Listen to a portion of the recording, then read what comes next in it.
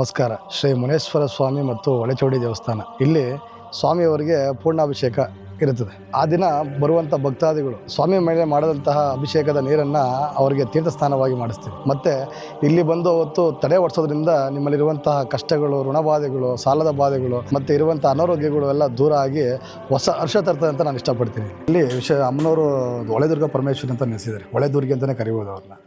ಅವ್ರ ಹತ್ರ ಬಂದು ಯಾರೇ ಆಗಲಿ ಒಂದು ನಿಮ್ಮೆಣ್ಣೆ ದೀಪ ಹಚ್ಚಿ.